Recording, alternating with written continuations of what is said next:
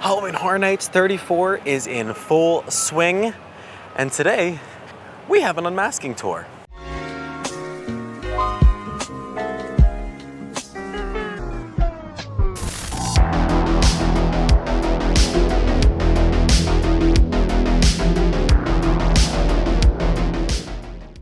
Hello everybody and welcome back. It is Michael from Outrun back with another video. And that is right, today we're doing our 6th house Unmasking the Horror Tour. It's one of my favorite things to do every haunt season. And today is going to be amazing. All of the houses that are on this tour today are ones that I'm looking forward to. We have WWE, we have Terrifier, we have Gulkin, we have... Let's see, I'm trying to think. We have a lot of the other IPs as well.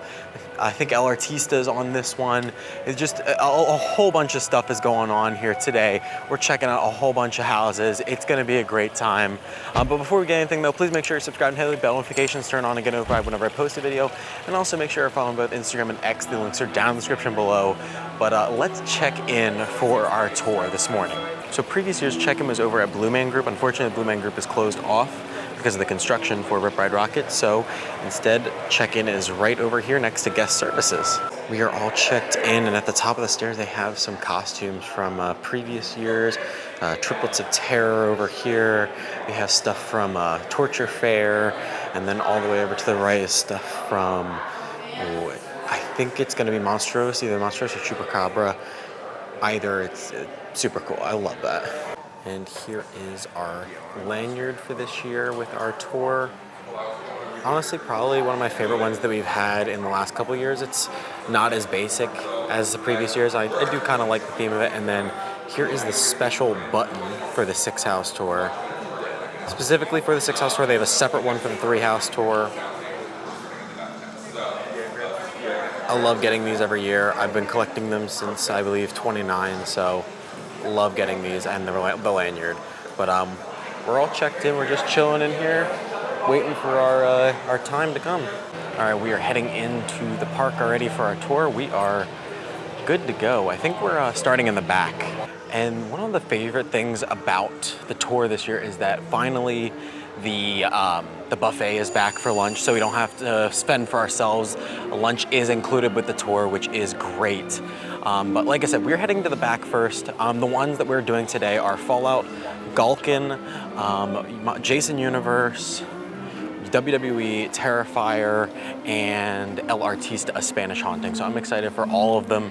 It's gonna be great, but I think we're heading straight to the back to do Fallout and Gulkin first, and then probably Jason Universe on the way up to lunch. All right, it actually turns out we're hitting Jason Universe first, so we're heading in the back way towards the extended queue to head into the house. One of my favorite houses at the event this year, and I'm excited to be able to take some pictures of the inside because the detail on it is just phenomenal. Jason Universe is first up, and our guide kept on referring to this house as Jason's Eras Tour. The house doesn't follow just one story, yet an entire universe where every variation of Jason lives, which is one of the reasons why this is one of my favorite houses this year. We start off the house with the facade, which is titled as Jason's Kill Shack. It is just a continuous onslaught and highlight of some of Jason's most iconic kills. One thing that we were told about for this house was that since it is in the Fast and Furious queue, the entire house is built on a platform so that they can still drill the walls into the ground without damaging the actual floor, which I thought was pretty cool. As we walk into the first room, the first thing you see is Jason's mom, Pamela Voorhees' head on the table, just as you would see it in the films. And just past that is our first of many double scares in this house, as you have Jason and a victim coming out from either side of you. Now, we were told that throughout the house, scares and the actors in those scares vary between both cast A and B. So cast A might have Jason or a victim coming out of a different boo hole compared to cast B, which allows for a huge amount of differentiation in walkthroughs where you could have a different variation of Jason or a different victim coming out each time you walk through this house. Now, we were also told that in certain sections, due to the height requirements of the character for Jason, some scare actors are actually standing on platforms to make them appear taller than they actually are and to make them more fit the character's actual stature. Throughout this house, there are nods to different weapons and kills that Jason has had throughout the franchise, like the harpoon gun, and my personal favorite being the sleeping bag kill. Unfortunately, we weren't able to get a picture of the sleeping bag kill, but it is still in this house and it is an awesome nod to the franchise. Now, I did take a picture of this bulletin board, hoping that there would be some sort of Easter egg on it, but it doesn't look like it has one. I know the one in Dead Man's Pier did, but it doesn't look like there is on this one. From there, we head over to the main cabin section, and we head past the iconic Camp Crystal Lake sign. Now, the cabins do have a couple Easter eggs as far as the numbers go for each of the cabins. So we have cabin 13, obviously, for Friday the 13th. We have cabin 34 for the year of this event. And lastly, cabin 25, which signifies the last time that Jason was at the event, being at HHN 25 in 2015. Now, like many years where there is a common hidden object in each house, this year our object hidden is a lizard in each house. And here is the lizard for this house hidden amongst the cabins. Now, most people know we have code names also for each house, and the code names for the houses this year were all different types of flowers. So this house was themed for Jasmine, because Jasmine starts with J-A-S, also meaning Jason. Now, the next thing was something cool that we were told about. So the IP holder for this house wanted a way to make sure that multiple Jasons of the same type weren't popping out at the same time, as there is only one Jason. So in certain sections with multiple Jasons of the same type, they have these red and green indication lights that change colors depending on whether or not another Jason hits his trigger, to alert the others that they actually cannot hit their triggers and appear yet, so that there's only one Jason out at a time, so we don't have any issues with continuity. Now, we weren't able to take any more pictures of this house, but this does act as kind of an introduction to the new version of Jason and the new mask, as we see that multiple times throughout this house. We were told that this new mask does actually have 13 holes on it, as a nod obviously to the franchise's name. And we were also told that this house features the original score of the films and not a regenerated reproduction, so the actual original score from the first film. As we head out of the kill shack, though, we head outside quickly and see Jason's house with the yellow V-dub bug outside. And the detail on this shack is so good, on Jason's house is so good. It really looks like they pulled it straight out of the film franchise. It is really awesome. But unfortunately, we weren't able to take any more pictures after this for the end of the house with the gauntlet scene. But I will say, we were told a couple of things about that gauntlet scene. This scene is the longest gauntlet scene that they have done of non-stop scares in HHN history. It is a 50-foot long hallway of just pure Jason, left, right, and center. There are 12 different triggers throughout that 50-foot hallway, with 8 different Jason scare actors that can hit those triggers during that full scene. So it is just relentless and an amazing way to end this house. All right, so we are done with Jason Universe. I mean, it's just a lot of the same thing over and over again, specifically with the cabins. So we didn't really get to take a ton of pictures, and there wasn't really a whole bunch of information, but the information that there was really awesome, really fascinating. Just not even about the house, but about the property in general, and little Easter eggs that were put in the house were just super cool. And that's what I like about this tour, is just you learn stuff about not only the house, but the property itself, which is beyond amazing. I mean, it's really good. But we're on our way back to new Sprung 10 houses, so that being Fallout and Gulkin, and those will be our next two before we hit lunch. So we're gonna head back there. I assume that Fallout will be a majority of photos down, to be completely honest, but maybe we'll get lucky. All right, next up is going to be Gulkin, Monsters of the North, and this is the exterior facade for it. It's just a vinyl, unfortunately. Into Gulkin, Monsters of the North. The one thing that I noticed throughout this entire house was the references over and over again and things that just scream Blair Witch. Like we have the like sticks all throughout this entire house that were hanging up. We did not get any confirmation if they were actually related, but like I said, throughout the house, those sticks are hanging up everywhere, and they look almost identical to the Blair Witch sticks. Now, as you walk into the house, you were greeted by, we were told it's a perioctoi, which is apparently like some Greek thing that they used in stage shows and theatrical performances. It's basically a triangular prism that spins around and tells you a bit of a story. So in this instance, we have one of those in this house that tells you the story of the house and how the beast, which is seen throughout the house, was the protector of this village until she was taken over by evil and the village turned on her. Now, the one thing you may notice throughout this house is that there is no snow, and this is something that was brought up almost immediately. The house like sign shows the beast and shows snow, but there is actually no snow in the house. We were told that this was a mix-up and that there was never actually supposed to be any snow. According to the creative team, there was never supposed to be snow. It's just a nondescript northern village during the fall and not actually during the winter, so it has nothing to do with the cold or winter. It's just a weird mix-up. Now, like last house, the code word for this house was also a flower and was tulip, and they really didn't give us much of a reason why. We were just told it's because tulips can be found in northern villages.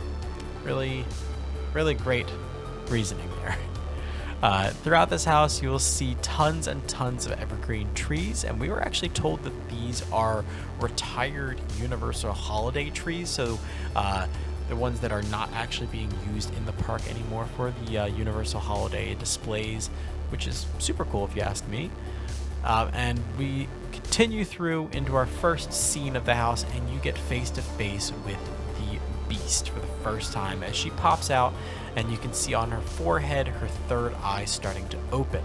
Now, this is something that will be seen throughout the house each time that you see the beast, as that eye begins to open wider and wider, signifying her continued transformation. Now, as the beast gains power, she starts to take over different animals and creatures. So she calls upon hellhounds that are under her control, and these dogs can be seen above us in this next section of the house. And they actually are going to be used to distract us from an actual scare that happens below them. So while your eyes are going up to these hellhounds, you're actually going to be scared from below them, which is a great way of a redirection in this particular house. Now, in this house, we also see the use of the famous conservatory scare, also known as the mirror scare, where it looks like there is no one there, but it's actually someone just hiding behind a mirror that is there to frighten you. In this next scene, we actually have a few things that are callbacks to past HHN houses. The first is a scare actor who comes out on the left and says, "They killed Mama and Papa," which is a callback to a Blood Moon Dark Offerings, a house from a few years ago where there was a similar scare of another little girl that came out and said, "They killed Mommy and Daddy," which was just one of those kind of triggers that came out that a lot of people clung on to and just continually repeated. So it's just a nice nod back to that. And also in this room is an HHN legacy prop, being the Blood Eagle, which has been used in countless houses and scare zones throughout HHN history, and somehow always finds a way to show up every single year. Now, our guide briefly talked about the area of Universal's prop warehouse where all of the bodies are actually stored during the off season, and apparently that section of the warehouse is what they call the morgue, which does make sense. I mean, that's where all the bodies are. Another fun fact that we were told was that Gulkin was actually the very first house to start construction this year, and the house started construction all the way back in January of this year, which is insane that they start construction that early, and it is actually the earliest that they have ever started house construction. Now, this next room is where we get an awesome stilt walker scare, which is always been a favorite of mine when they use it in the house. And this stilt walker is really cool. It has like a skull on, like a weird like animal skull on the top of his head. It's a really cool scare. And then after that, we see something that has become more and more common as the years go on in a lot of HHN houses, where we see a larger set piece in one section of the house that we end up seeing later on up close. And it happens, and it kind of helps make the scenes feel bigger and more grand than they actually are.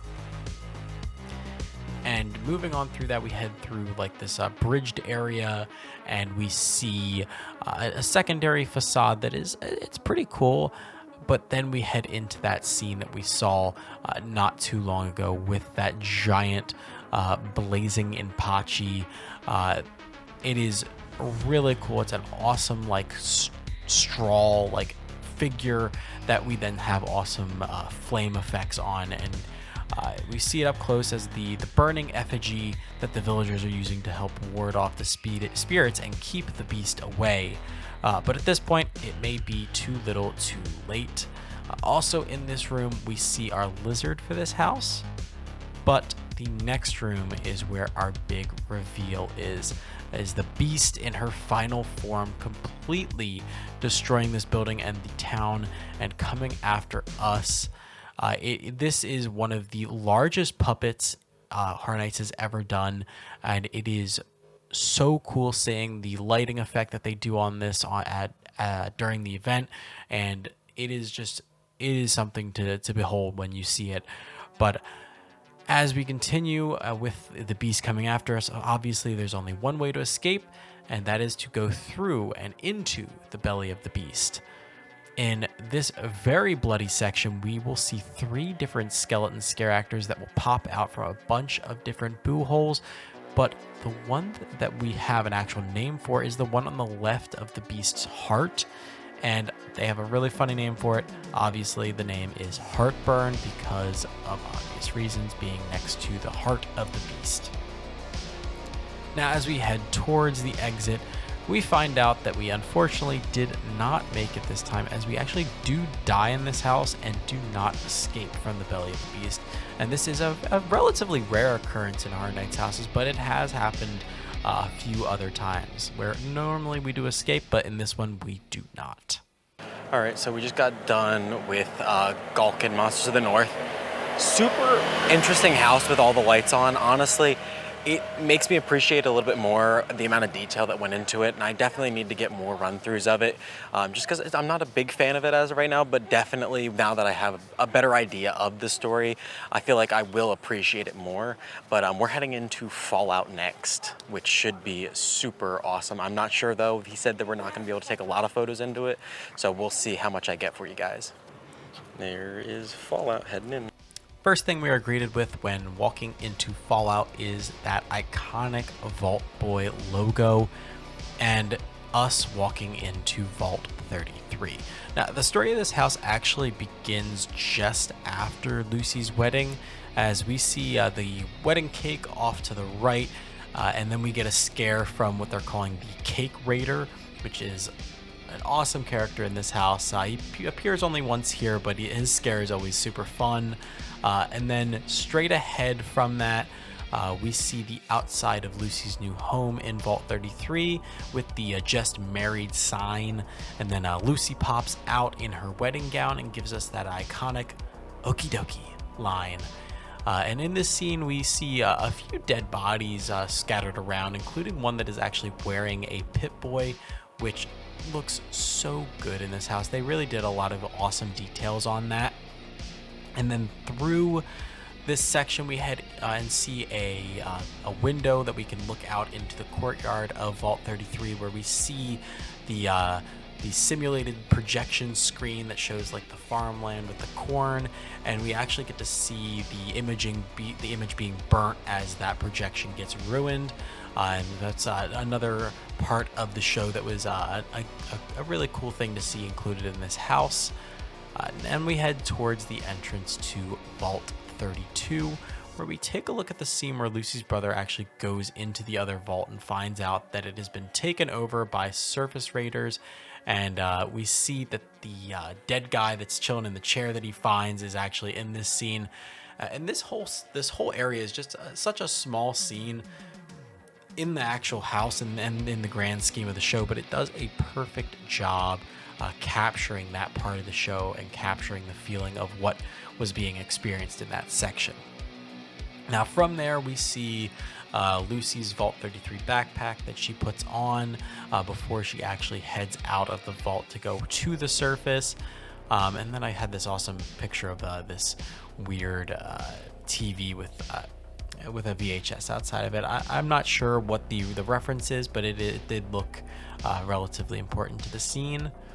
And from there we head into Philly, which unfortunately we couldn't take a lot of pictures in, but we can share that the lizard was in that section. Now the scene just after Philly, we see the body of Dr. Nose, and then Lucy pops out right next to it with his head and the chainsaw, of course giving us the okie dokie line yet again. Now, in that scene just next to it, we actually see a Nuka-Cola bottle, which is up on a ledge, which is a nice nod to the actual games themselves. And then we see our last photos up room being the Super Duper Mart, where there are a few Easter eggs like a stim pack and a Rataway bag that's on a shelf off to the right, as well as a really cool now serving number sign, which has the number 34 on it, which obviously is a nod to this year's event year. And lastly, at the end of the hallway, we see Snip Snip, the robot that tried to steal Lucy's organs. And the last thing we were told as we were walking out of the house was that the code word for the house was Daisy, but they were unable to tell us why. I'm not entirely sure, but they just were not able to give us a reason for it. All right, we just got done with Fallout. We are now heading up to the front of the park for our lunch, and then we're gonna hit our last three houses of the day, being Terrifier, El Artista, and WWE. Actually, so lunch is actually in here in the NBC Media Center. We got some nice theming in here. I'll see you guys in like 45 minutes. And I think this is actually where the RIP tours do their dinner and everything. But yeah, we have tons of food offerings here, and I'm excited to just really pig out. So we have like fruits and salads over here, and then these are options for actual main food items. You have the mango barbecue chicken, hearts of palm slaw, roasted potatoes, and vegan paella. And then we have desserts. So we got an assortment of desserts over here, all spookily themed. Mango passion fruit cheesecake, salted caramel cheesecake, raspberry cheesecake, a whole bunch of stuff. I'm gonna be trying everything. I'll have to let you know how some of this stuff is though. That lunch was fabulous. We tried all of the cheesecakes. They were super good. The cookie was actually really the star of the show. But as far as the actual food goes, the vegan paella was fabulous. I mean, I was so blown away by that. It was probably the best thing there, like I said. But we're now heading to the back houses, or to the soundstage houses, as we have El Artista, we have Wyatt Six, and we have Terrifier. And I believe the first one we're going through is Terrifier. So next up following lunch is Terrifier, and unfortunately, due to the very bloody and violent nature of this house, there were only 3 photos up rooms. So I have a lot of photos of these same areas over and over again, just from different angles, like the first room being our facade, which is so cool and really well done. And the more and more I look at it, the more details I see, like the fact that this is just the original Terrifier Funhouse facade from the second movie, but there is a guy who painted Art's face over the clown, and then obviously promptly gets killed by Art after finishing it. Super awesome, super like cool Easter egg there. And also there's just a ton of props outside of it that have been used for past HHN houses that I was able to notice. The one in particular that I 100% noticed was the bumper car outside that I 100% remember seeing in the Carnival Graveyard house from HHN 28. Now the code word for this house is poinsettia, which is because Terrifier 3 was primarily themed around Christmas. Now we were told a little fact about the movie, and that this is actually the first time a full-scale version of the Funhouse facade was made, as the one that they used in the film was actually a miniature model that they had to use like camera tricks and angles on to make it appear bigger for the actual film. Now, we did unfortunately skip the hacksaw scene for photos, but we were told that the name of that scene for the house is actually called Crack of Dawn, because the character Dawn is being cut in half. Now, unfortunately, we also skipped the salt and bleach scene, which unfortunately had our lizard in it, so no picture of that, but if you try to find it in there, it's very difficult to find. But the next photos up area was the Clown Cafe section, which was super awesome to be able to take pictures of this section. It's one of my favorite sections of the house. It's such a fun area. But I took a ton of photos in here of the boy on the swings eating his Art Krispies, and the clown girl playing the guitar and singing the song, and of the actual Clown Cafe trailer restaurant. And just the whole detail and accuracy of the scene with the Art the Clown mural, it was just so good, and they just really did a fantastic job, all the way down to just even having the napkin holder and the condiment bottles even inside of the actual Clown Cafe trailer. It was just really, really well done.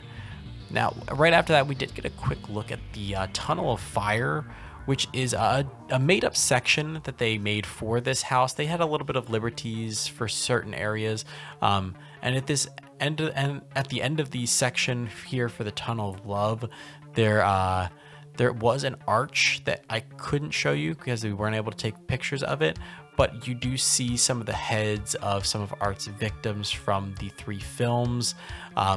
Super awesome nod to the films there. Next up was our final photos up section, and that was the Christmas section. And we see the mall Santa and the mall Christmas maze that was from the 3rd film. The mall Santa that Art kills and rips his beard off and steals his costume is sitting there on the chair. And then we see a bunch of nods to different things, like in the presents below the tree, we see Sienna's sword, which she wrapped up as a present to kind of hide it from Art so that she knew that it was there. So if she needed to kill Art, that would be a great way to hide it and find it. And then we head into the actual Christmas maze itself, and there are just a ton of lights hidden everywhere in here. They're behind all of like the weird white walls that they have in this area, and they totally light up the scene at night. I wish I had a picture of what it looks like, but it is really cool and really well done. Now, unfortunately, I couldn't show the Symphony of Blood scene at the end of this, but there are 2 paths and 2 different ending scares that I wanted to tell you about. The wet path, you see Sienna holding Art's head that she cut off, and for the dry path, you see an actual headless Art, just kind of bopping around and has his horn. Now, if you do go through the wet path, it is possible that you could see both of those ending scares. And lastly, we were told that this is the longest house for this year's event. From there, we went directly into our next house, which was WWE Presents Horrors of the Wyatt 6, one of my favorite houses this year. And unfortunately, similar to Terrifier, there is only 3 photos up rooms, and also, unfortunately, the facade is not one of them. I was really bummed out by that, but the code word for this house is Snapdragon, which it has SD in it, so Snapdragon SD, which is for SmackDown, one of the WWE shows, and where the Wyatt 6 initially were introduced. Now, the first room that we head into is going to be gorilla position, but before we head in there, we actually see a cameraman who looks like the famous WWE cameraman Stu, the one that John Cena always talks to when he's coming out of the entrance ramp and says, "Let's go to work, Stu." So it's one of those nice nods. If you know, you know. But once we get into gorilla position, we can actually see a ton of details, including the wardrobe that Huskus pops out of, and the Fiend mask behind the curtain. There were a couple things that we weren't able to take photos of in here, just due to the weird reasonings with the IP holders, WWE. It was just things that we weren't able to take photos of, like water bottles on a table that had Triple H's logo on it. Just a bunch of weird stuff. But we also see a spark effect that's hanging from the ceiling that was made by some string lights. Really well done with that. But we were told that the term gorilla position is actually based on an old wrestler named Gorilla Monsoon, and is actually a nod to him. I personally didn't actually know that, so that is some great knowledge that I found out while going through this tour. Now, from gorilla position, we do move down the hall where we see a mannequin that is supposed to be Chad Gable, one of the people that the Wyatt Six beat up during this segment of the show. Personally, I don't think it looks like him, though. Then from there, we see this awesome cart that has a ton of WWE Easter eggs and nods. Like we see Jake the Snake's snake. Then there's beer cans scattered in there for Stone Cold. We see the crown for Jerry the King Lawler. We have Undertaker's urn. We have Kane's original mask. Bret Hart's sunglasses. The Fiend championship belt. Money in the Bank briefcase. We have Jimmy Hart's megaphone. And then obviously the chainsaw that Bray used to cut his own cardboard cutout in half during the very first episode of the Firefly Funhouse. And speaking of the Firefly Funhouse, that is actually the next section that we head into. Now, on the clothes hanger, we actually have one of Bray Wyatt's Wyatt family Hawaiian shirts, which was a nice nod to that. And this set, honestly, for me, looks like a perfect replica of the set from the actual promos during the tapings. It is just really good. There are a ton of nods to the pictures that were on the walls. We have all of the puppets scattered throughout this area. Puppets of Mercy the Buzzard, Abby the Witch, Ramblin' Rabbit, Huskus the Pig. And we even have a section for Alexa Bliss for Alexa's Playground with her Lily doll just swinging on the swings. It is such a well done section of this house, and is a really awesome nod to the work that went into this section. But one of my favorite parts of this area was the TV setup that has VHS tapes on top of it that have each of the Wyatt family members and Wyatt Six members' signatures on them. It's just, like I said, just an amazing nod to the people who are a part of this whole story and the whole legacy of Bray Wyatt. A few things that I wanted to mention in scenes that we couldn't take photos of was LA Knight's mannequin being in Huskus' scene, and The Miz in Mercy the Buzzard's scene. Nice nods to previous altercations between those people. Also in Mercy's scene, there was a nod to ECW and Cactus Jack with the ECW Championship and the Frankenstein head or bust that they had shown on a trash can. Our next and last photo spot was the cabin, where just outside on a tree is our lizard, but unfortunately, once again, couldn't take a photo of it. But in the Wyatt cabin, we were able to take so many awesome photos, as there's just a ton of photos scattered all over the place with nods to past storylines of Bray's. It is just, this whole area is just a love letter to Bray Wyatt and the history of Bray Wyatt.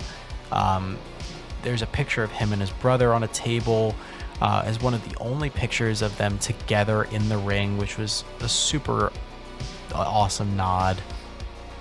There's even Eric Rowan's original sheep mask on the table. And then just throughout this entire section, we have some awesome paintings that were done inspired by some of Bray's actual artwork that he did himself. Even on the table, we have some of the the drawings of the original characters as Bray saw them in his mind. And one of my favorite things in this room is, like I said, nods to previous members. So in this room, we have Luke Harper's white tank top, which unfortunately he is also no longer with us, like Bray Wyatt. So like I said, just another really nice nod to a former member and person who is a big part of the storyline. And a few more various photos of Bray have been scattered throughout this area that are also just really cool memories of Bray Wyatt and Wyndham. It is really well done. But finally, we see silhouettes of people with glowing eyes on the back wall in the cabin, which kind of signifies like people holding up their cell phones as fireflies like they would do during the actual tapings of the show, which I thought was a really nice touch.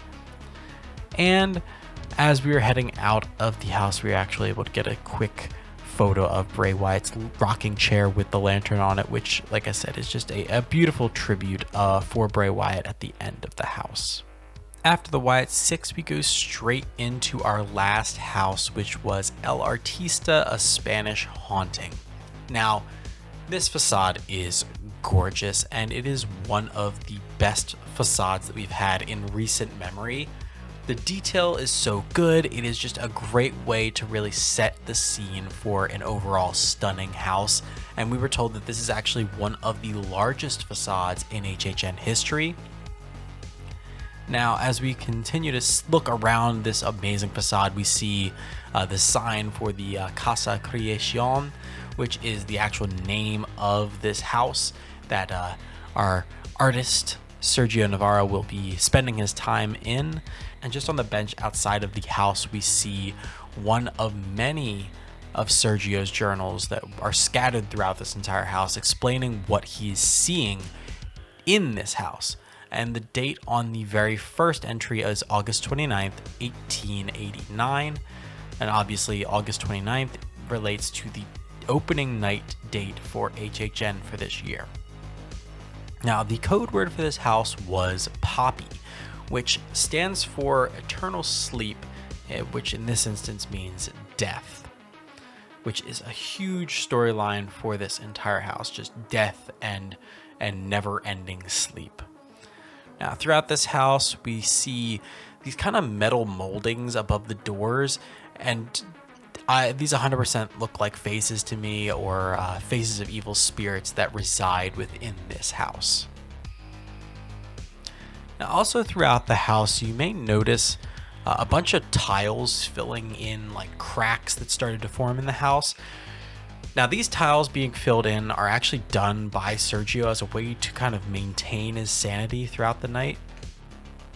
And there are actually just like a ton of just weird, twisted art throughout this entire house that really helps this give you kind of an eerie feeling of you being watched throughout this entire experience, which is just an amazing way that they used that to kind of set the tone for the entire house. Now, next we see our next journal entry, which shows a picture that Sergio drew of a family portrait that is actually right above the journal entry, but he drew them as like these weird shadow figures, which I can only assume is how Sergio sees these people, because these family members are actually seen throughout the house of multiple times and are actually some of the ghosts that are kind of trying to take over Sergio's mind. Now, the dates on the actual journals throughout the house help us realize that the events in these journal entries are actually taking place and happening all in one night. As like I said, they all have the same date stamped on them, which this is a lot going on in one night for Sergio, so I can understand why he went a bit insane. But as we continue to go further and further into the house, we start to see areas of this house that Sergio has just started painting directly onto the wall rather than onto any canvases or any paintings that were already there. And it's just kind of a way to signify to us that he is slowly losing his mind and kind of slipping further and further into insanity as the evil spirits and ghosts are starting to take over his subconscious. Now, after these areas with all these different paintings and different drawings on the walls, we head into the conservatory, which we were told is the root of evil in this house, and where a majority of the tragedies in this house actually took place. Now, in here we have one of my favorite scares of the house, being the gargoyle zipline scare that happens directly in front of us above everything. Super awesome scare, and it's been quite some time that we have seen one of those scares in a house, so it was awesome seeing this again in this one. And also in this room is a really cool Pepper's ghost effect with a scare actor that is seen kind of off to the left. Unfortunately, since we're here during the day, the scare actor isn't there, so we couldn't see that effect happening right now. But like I said, it is an awesome effect to the left in this room if you do see it during the event. Now, in this room, we have yet another journal entry on the gardening table, which right next to that has our last lizard of the tour. In this room, there's also a nod to the Cat Lady of Crooked Lane Scare Zone with a little cat painting off to the side. And one of the things that we were told to look through in this house is throughout the house, we see a ton of vines everywhere. Now, these vines are not any random vines. They are actually part of the listeria flower, which is actually an invasive plant species that grows uncontrollably and will actually suffocate and slowly kill all other plant life, similar to how the house is actually slowly corrupting and killing Sergio the longer he stays in it. Now, we have a few more rooms that we're going to be taking a look at, the first being Sergio's wood shop, where we see a few of his projects like the spooky duck that we were shown, and this weird creepy hand that I'm not really sure what it's supposed to be, but it's just really weird and kind of just once again shows how Sergio's mind is slowly slipping. And then from there we head into an unsealed tomb. Now, this is just a weird random tomb that appears that isn't actually part of the house in the basement. It just pops up randomly according to the story. And unfortunately, we weren't able to take any photos of the last room, but we did see dead Sergio corrupted by all the listeria vines as he finally completed his final masterpiece and moved on to the afterlife. And just like that, we are done with the tour. Yeah, all the houses were fantastic to see during the daytime with the lights on. It's always a fun time with these tours, and I enjoy doing them every year, and I enjoy filming them for you guys and taking photos for you guys and kind of sharing the knowledge that they shared with us on the tour, just because I know that these tours are expensive and they can be something that some people can't do. So being able to share this with you guys is one of my favorite things to do during the haunt season, during HHN. So if you did enjoy this video, make sure you drop a like and also comment down below what was your favorite house this Halloween Horror Nights season. I'd like to know. But as always, I'm Michael from Outrun the Reaper, giving you the all clear, and all clear means you are out of here. See you guys next time.